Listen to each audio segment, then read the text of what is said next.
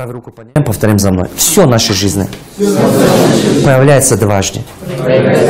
Сначала в голове, потом в реальности. Это золотая страница. Все в нашей жизни появляется дважды. Сначала в голове, а потом в реальности.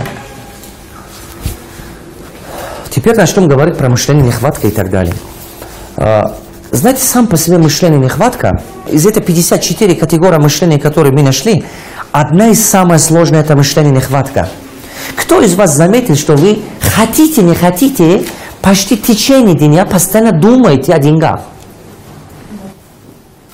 И самое главное, а нехватка денег. Кто из вас заметил это? Вы вот вольно-невольно. Вы это заметили, да? Ходишь, что-то делаешь и так далее, и так далее. Вот это произойдет странным образом. Вольно-невольно это происходит. Хочешь, не хочешь, так происходит. Люди, действительно, мышление человека формировано так, что он сам, не осознавая, постоянно думает о том, что ему не хватает. Еще знаете, что происходит? Чаще всего думает то, что он не хотел бы. Не хотел бы. Не дай Бог, чтобы вот так произошло. А потом так произойдет, я так и знал. Понимаете, да? Вот это сознание человека формирует его реальность. Сознание только со временем, чуть-чуть время пройдет, у кого-то полгода, а у кого-то чуть меньше. А если у вас вот эта комбинация, которую я показал, будет, давайте сегодня думайте, через неделю в вашей жизни это появится. У кого из вас бывало такое, что вы иногда о чем-то думаете, так начнет произойти, или о ком-то думаете, он звонит, или о чем-то так сильно задумались, и сразу вам предлагают, говорят, послушай, есть такой. Вы заметили? Да. Когда вот эта комбинация правильно, в моменте мгновения хорошее состояние, она сразу реализуется. Это способность человека. У всех успешных людей есть единственное богатство. Это именно это, то, что я сейчас показал. У них не дома богатства, ни машины богатства, ни золото, ни их деньги. Их основное богатство вот это. Это способность. Они это знают. Они действительно это знают. Они оберегают его. Они его оберегают, чтобы она не загрязнила, чтобы она была в чистоте. Потому что она есть бриллиант. Она дает плоды. Мышление, нехватка. Здесь... Если вы вспомните, когда-то я показывал такую необычную вещь. Я говорю, что в нашей жизни постоянно что-то не хватает. И к тому же вот эта нехватка, самомышление, нехватка, она пришла к нам от наших предков. Они же постоянно жили в нехватке. Им постоянно что-то не хватало. Кому-то не хватало детей, кому-то не хватало хорошей жизни, кому мировая война, первая, вторая и так далее, голод и так далее. По их рассказам, родители, послушайте чуть-чуть их рассказ, их детство, Господи. Я когда слышу иногда то, что мама говорит, иногда там дяди и так далее, я сижу, думаю, как хорошо, что тогда народился. Я не знаю, у вас бывает такое тоже? Я сидишь, думаешь, мы такой прекрасной жизнью живем. Это разве жизнь? То, что они рассказывают, это астагфируллах, с тех времен, да? Боже, спасти. Теперь внимание. То есть, получается, что нехватка пришла к нам оттуда.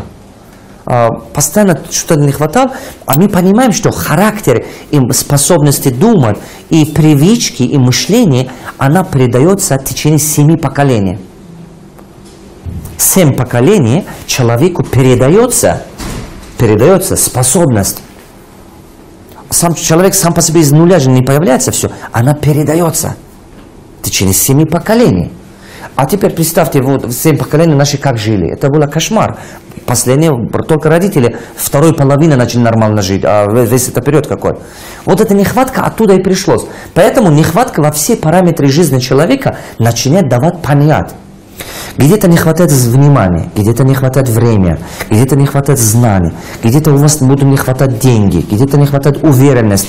Постоянно в жизни что-то не хватает. Вы согласны с этим? Постоянно что-то не хватает. Что-то не хватает постоянно. Теперь внимание обратите. А поскольку параметров жизни много, в многих параметрах нехватка, но мы будем говорить с вами о нехватке в финансах, денежной нехватке. Почему? Потому что о нем человек больше всего думает. И я заметил, что если у тебя в деньгах появится изобилие, другие параметры намного легче просто, намного легче влиять. Например, если у тебя не хватает времени, можешь нанимать или оплатить час, делегировать час работу. Чуть-чуть больше времени появится. Если тебе не хватает чуть-чуть видеть, что там здоровье, можешь время выбрать для здоровья. Начнешь заниматься здоровьем немножко и так далее. Если и денег нет, семью кормить надо. Люди здоровье губят, чтобы зарабатывать, семью кормить. Правильно? А если немножко нехватка знаний происходит, если у тебя денег чуть-чуть будет, ты выделяешь и потихоньку занимаешься своим образованием. Время вложишь туда. То есть получается, что если у тебя исправляет человек с финансовыми проблемами, тогда другие параметры намного легче повлиять. И они все взаимосвязаны. Но это не означает, что вы деньгами купите здоровье, деньгами купите ум или мозги. Это не означает. Это означает, что вы освободите себе чуть-чуть время, чтобы не думать. И это время вкладывать в другие страны, чтобы развиваться. Вот оно что. Теперь, сейчас мы будем говорить о нехватке денег, потому что его легче измерять. Например, мы не можем говорить, сегодня 2 килограмма уверенности не хватает. Ну вот у моего мужа сегодня 5 килограмм любви не хватает. Вы же не можете так сказать? Правильно? Это же не измеряется. Вы же не можете. А вот деньги не хватает, сразу чувствуешь. Сразу чувствуешь, что деньгам нехватка это есть.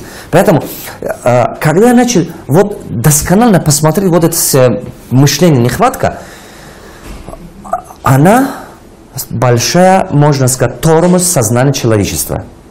И она большая проблема для человека. Какая проблема? Сейчас скажу. Я сейчас деньгами чуть-чуть покажу, вы мне поймете. Я заметил, что люди зарабатывают $100, расходуют $100. А потом не заметят. Но в желании человека всегда есть больше зарабатывать. Человек думает, что якобы я больше зарабатываю, это выход. Как вы думаете, если вы сейчас $1 000 000 заработали бы, у вас было бы желание еще больше зарабатывать? Да.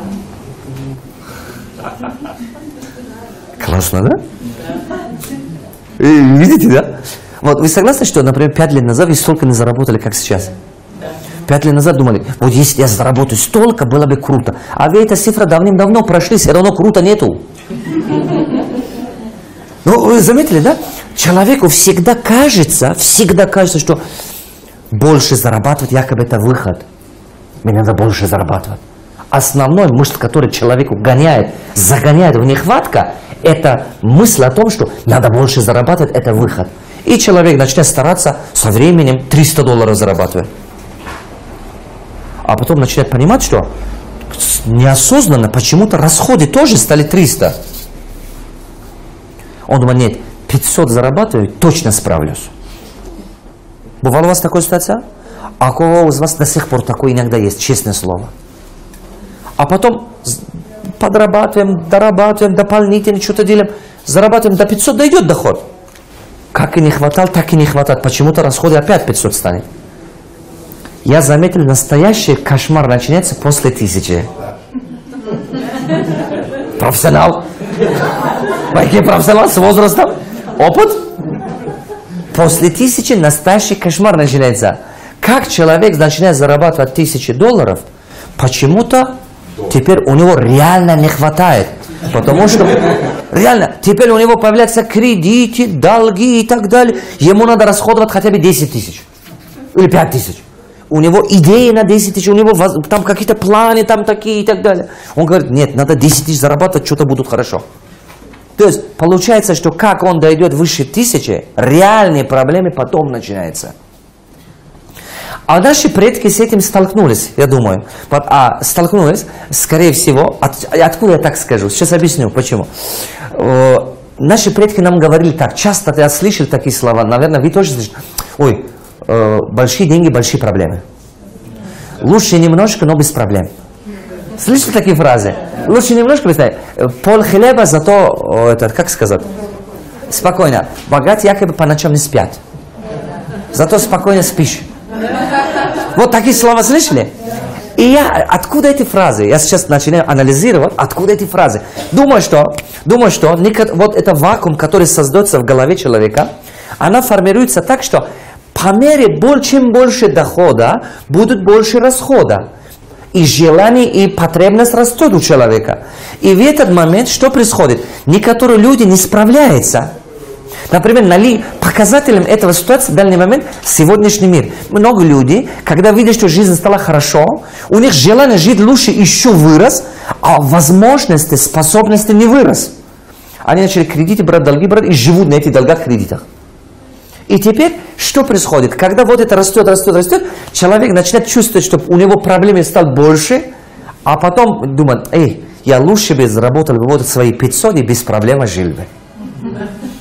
Я лучше бы вот свой 300, зато спокойно спал бы, зато это такой. Или либо они сами пережили это, такой вывод сделали, либо они видят, что кто-то его друг, например, он видит, что брат или друг, или кто-то так живет, и он вот в таком жизни, он думает, зачем тебе это надо, а? Мой брат до сих пор мне так и говорит. Говорит, живи своей жизнью, лезешь в жизнь всех людей, ходишь туда-сюда. Он мне так и говорит. Ходишь, говорит, всем людям там, лезешь в их жизнь, зачем тебе это надо? Живи своей жизнью. Потому что он по-другому мыслит. У него мышление другое. Он понимает совсем по-другому. Я ему говорю, понимаешь, говорю, кто со мной столкнулся, он покой потеряет.